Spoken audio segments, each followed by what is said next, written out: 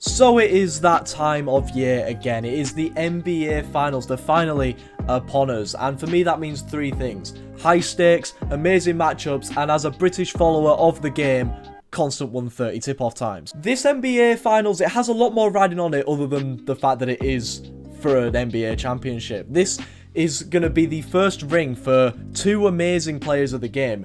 And two players who are really like the embodiment of an underdog in the NBA. Jimmy Butler, who was picked number 30 in the 2011 draft, or Nikola Jokic, who was picked number 41 in the 2014 draft. But also for the teams involved as well. This is Denver's first ever NBA Finals appearance. For Miami though, it's their 7th. Their 50% win rate in the first 6 that they've played in. And it's going to be a very interesting matchup between the two. And also, Miami could become the first 8th seed to ever win the NBA championship. They're only the 2nd ever 8th seed to actually make it through to the NBA Finals after the 1999 New York Knicks. But in today's video, I'm just going to be detailing the journey that these two teams have made to get to the NBA Finals this year. So, this is the NBA Finals. How did we get here? But before we get into it, make sure you're liking the video, commenting down below what you guys want to see over the off-season, subscribe to the channel too, and keep sharing it out as well. The last 2 videos, for me at least, got decent view numbers, so keep sharing it out, you know, get many people watching it, and if you're new here, make sure you're subscribing to the channel. So I guess we'll start with the regular season, and we'll start with Denver first, because it's a little bit more, you know, easier for the Denver Nuggets compared to the Miami Heat. Denver came into this season as, you know, almost like a dark horse coming out of last season's playoffs. I mean, I know I predicted them to finish first in the West. I'm not sure if anyone else did. Which means that my first place is the Denver Nuggets. There is always a team, more specifically in the Western Conference, that shock us during the regular season. It's been Utah. It's been Utah. 2 seasons ago it was Phoenix. Last season it was Phoenix again and Memphis. I think this season it's going to be Denver. Jamal Murray's back. This has to be the season that Michael Porter Jr. like proves his worth. But you know, I'm just a visionary like that. Last season, obviously they dropped 3 home games to the 6th seeded Golden State Warriors in the 4-1 defeat in the first round. But they did so much over the off-season to kind of cultivate their team, build around Nikola Jokic, and the first thing that kind of contributed to that was the return of Jamal Murray, the person who was injured in the off-season after the 2020 NBA, after the culmination of the 2019-2020 NBA season, after the injury that kept him out for 2 years. He was one of the main players that, you know, contributed to that 2020 Western Conference Finals run, that they were kind of underdogs going into that as well. So he came back this year, averaged 20 points per game, 6.2 assists. It was almost like he never left. And whilst Nikola Jokic never really hit the heights of his statistics of the of last season's MVP run and the season before's MVP run, that was kind of like a testament to the team that they built around him. Bringing in Kentavious Caldwell-Pope, bringing in Bruce Brown, Michael Porter Jr., who only played 9 games of last season, coming in as well this year. There was so many more quality players around Nikola Jokic that he could build off of, and that was shown through his assist numbers. Nikola Jokic was only 12 assists off of averaging a triple-double this season, despite his points per game and rebounds per game going down. He averaged just over 2 more assists per game, and let's be honest, the team was absolutely dominant throughout the whole regular season. Well, I say throughout the whole regular season, it kind of took them a little bit to kind of find their feet, you know, get a little bit of a groove in. Like I said, they brought in a load of new players, so obviously they needed a little bit of time to gel. Around about December 20th, the Denver Nuggets, after about 30 games, locked themselves in the 1st seed out west, where they stayed throughout the rest of the entire regular season, coming in to the playoffs as the team with the best record, meaning they would have home court advantage throughout the whole of the playoffs. The Miami Heat decided to run it all back after last season, and let's be honest, I've talked so much about Miami's 2022 playoff run, about how they were so close to making the NBA Finals, just that one shot from Jimmy Butler in that Game 7 against the Boston Celtics. But this season, obviously, after coming into the playoffs as a number 1 seed last year, getting through to the Eastern Conference Finals. So people started to rate the Miami Heat a little bit. People started to back them a little bit in the regular season. And, well, as we've seen throughout the whole of this season, once people start to back Miami, they start to completely crumble, as shown through the fact that they ended the first month of the season 13th in the Eastern Conference. I think a lot of people are not looking at the fact that Miami did have a lot of injury crises throughout the whole season. I mean, they ended up with the 4th worst injury record throughout the whole regular season. And to be fair, to still finish 7th in the East is still a pretty decent goal for them, despite the hardships that they've had to go through throughout the whole season. You know, not bringing in anyone at the start of the season, not bringing in anyone at the trade deadline as well, only bringing in Kevin Love through the buyout market. But to be fair, the Heat didn't really need to do anything when it comes to bringing in people, because Miami Heat have already cultivated just a really deep team. They didn't really need to like properly add to it unless it was to bring in a proper star, and you know, Pat Riley and Derek Spoelstra didn't think that was needed, and well, they're in the finals this year, so let's be honest with you, fair enough to them. Bam Adebayo ended up averaging 20 points per game for the first time in his NBA career. Tyler Hero averaged 20 points per game too for the 2nd straight season running, and like I said, they had plenty of good role players who had good leadership. You know, the likes of Udonis Haslem still there, Kevin Love coming in through the buyout market, Kyle Lowry, who's an NBA champion as well, and then as well the likes of Gabe Vincent, Max Strus, Caleb Martin, you know, who can pitch in and average around about 10 to 15 points per game throughout a regular season. So a very deep roster, and you know, the Miami Heat, they picked up from their slack at the start of the season, got themselves into a positive record around about the December mark, kind of like when Denver started to kind of pick up some steam. They didn't really drop back under 500 for the rest of the season, but never really were able to push up into that 6th seed. They did for a little bit throughout January and February, but once Brooklyn kind of started to gain a little bit of momentum, and then obviously they got rid of their players that helped them get to the 6th seed, like Durant and Irving. The mountain was too hard to climb for Miami. They ended up just a game out of the 6th seed, but that meant that they had to go through the play-in. After being the 1st seed last season, they were the 7th seed this season, and had to go through the play-in to get through to the NBA playoffs. So I guess before I talk about the NBA playoffs, we got to talk about the play-in.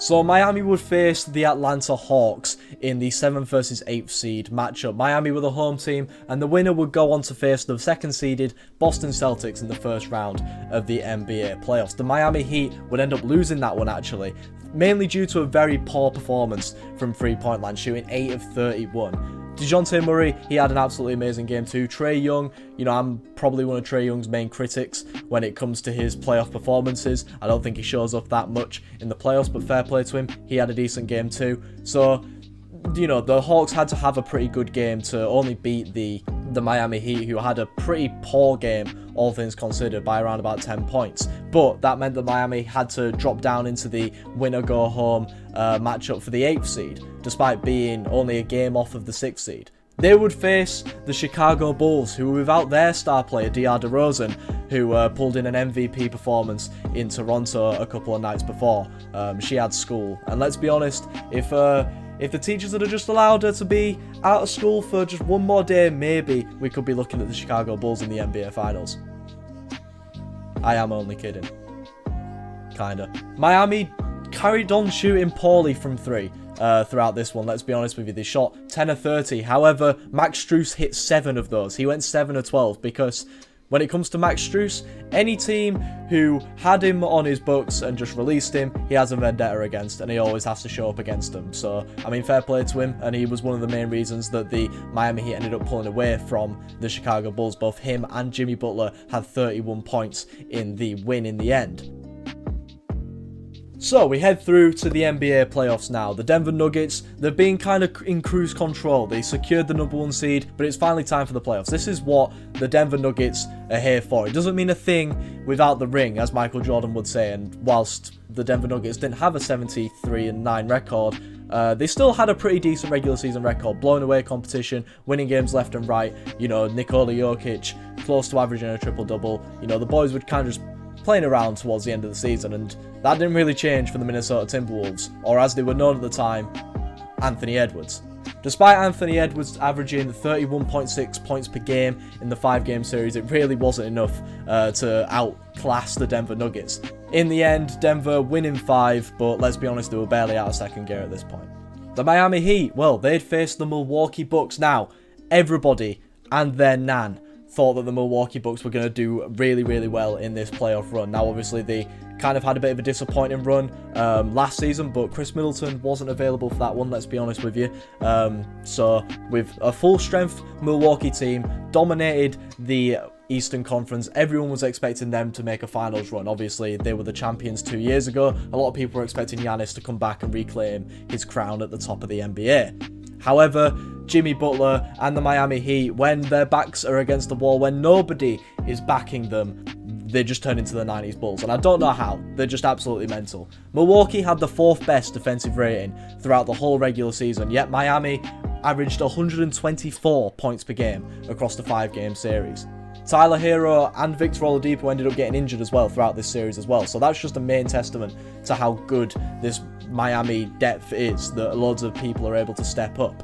But let's be honest, when people can't step up, you've got Jimmy Butler, who in Game 4 scored 56 points to secure the 3-1 lead. Giannis, he missed Games 2, he missed Game 3 through injury. He came back Game 4 to try and tie things up, go back to Milwaukee with their home court advantage, but Jimmy Butler was having absolutely none of it, because Jimmy Butler is one of the best player performers in NBA history, and that's just fact.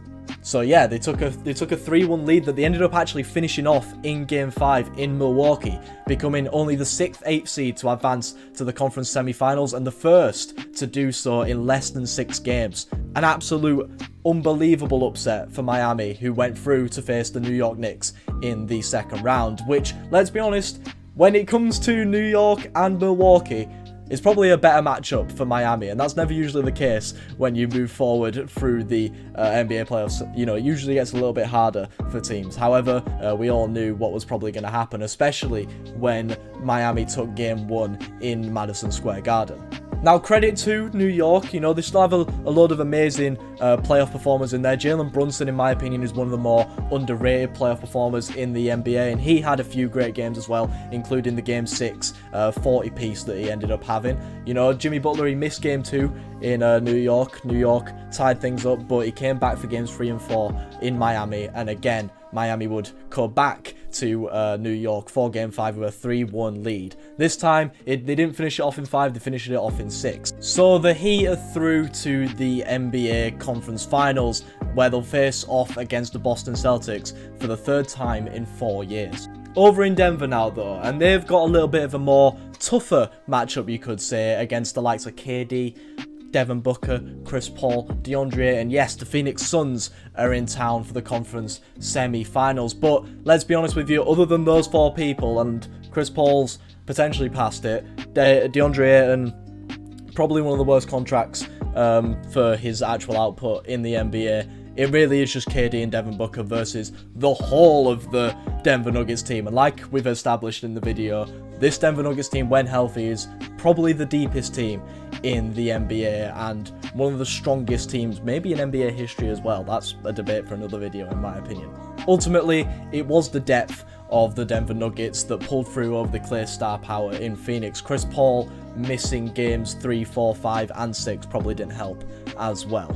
I mean, let's be honest, looking at the Game 3 box score for the Phoenix Suns is absolutely hilarious. Just look at it. Unbelievable, the amount of carrying that Booker and Durant were doing over in Phoenix. And to be fair, to take 2 games off this Denver Nuggets team, especially when Nikola Jokic hit a 50-piece in Game 4 as well, absolutely mental stuff. Props to the Phoenix Suns, but in the end, it was Nuggets in 6. The Suns back to the drawing board, firing Monty Williams as well.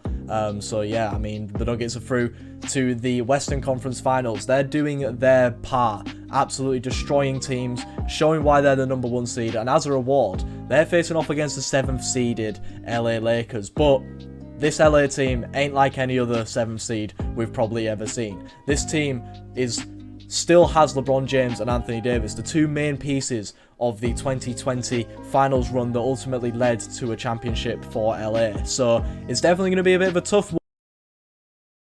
Yes, the 2023 conference finals did mirror that of 2020. However, unlike in 2020, we're not going to be seeing the Lakers versus the Heat. Instead, we're going to be seeing the Nuggets. Yes, that's because the Nuggets became the first team out west this postseason to sweep their opponents, and to do so in the conference finals is a real statement of intent. But let's be honest with you, this LA team, they put up a fight. Like I said in my last video, it's not something that you really associate with sweeps, that it was actually a close series. I'd have loved to see this one go 7, because them two were trading blows left and right. This Nuggets team just shows how unbelievable they are when it comes to the NBA playoffs. I've always said that Jamal Murray is one of the best NBA playoff performers, you know, in the league at the moment. He averaged 32.5 over the 4 games. Nikola Jokic, 27.8 points, 14.5 rebounds, almost 12 assists throughout the 4 games too. And no matter what Anthony Davis or LeBron James were doing, everything that the Denver Nuggets touched seemed to go in. And like the Suns series, just the lack of depth outside of LeBron and AD just proved to be the downfall for the Nuggets opponents. And like I said last week, props to Denver, because their whole core pulled through throughout the whole 4 games. Not only Jokic and Murray, you know, the likes of Michael Porter, Aaron Gordon, Caldwell Pope, Bruce Brown, you know, all of them pulling through in the end. And, well, the Nuggets, they're heading through to their first finals in their franchise's history, and they're going to be facing the Miami Heat, who have a chance to become the first 8th seed to win the NBA Finals. The stakes are absolutely massive. The Miami Heat obviously ended up down in Boston, and I talked a little bit about the series in the last video. The link's going to be up here or up here, one of the two. I'm not 100% sure, but you know, we were thinking when Miami went 3-0 up, you know, we were going to be seeing 2 sweeps, and we're going to have to wait a week with no basketball before the NBA Finals actually gets to start. But however, Boston, they had a little bit of a plan. No team had ever come back from down 3-0 in NBA history. But once Boston took game 4, the pressure was on Miami just to close it out as quickly as they possibly could. And as we've seen throughout the whole video so far and through the whole season, once any little bit of pressure goes onto the Miami Heat, they absolutely shit the bed.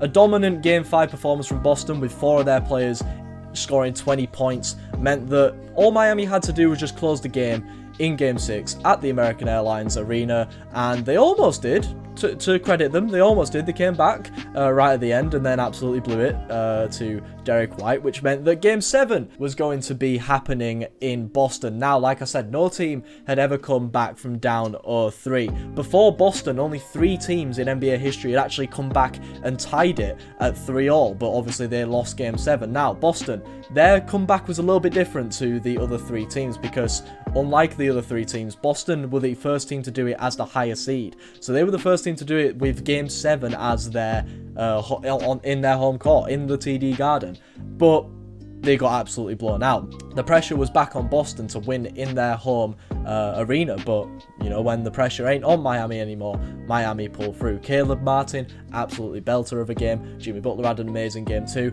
If Jason Tatum doesn't go down with that ankle injury right at the start, who knows what actually happens. But let's be honest, I don't think a Jason Tatum injury is the reason that the Boston Celtics shot a 9 for 42 game from beyond the arc. They're acting like they're the Golden State Warriors, yet they're shooting it like the Chicago Bulls. So the Boston Celtics become only the 4th team to force a Game 7 from down 3-0. However, like their 3 predecessors, they end up losing, which means that Miami Heat have become the first 8th seed to get through, well, the second 8th seed, sorry, to get through to the NBA Finals. So, Denver versus Miami. That's how we've got here. I've said what was going to be riding on the NBA Finals earlier on at the start of the video, so I won't repeat myself, but a few more key pointers in there. Tyler Hero, like I said, injured in Game 1 of the whole playoff run against the Milwaukee Bucks. Broke his hand, but he is going to be angling to return for Game 3. So whether his return will mean that that's something good for Miami, who knows, but it adds a different dynamic to their offense, and it's going to be interesting to see.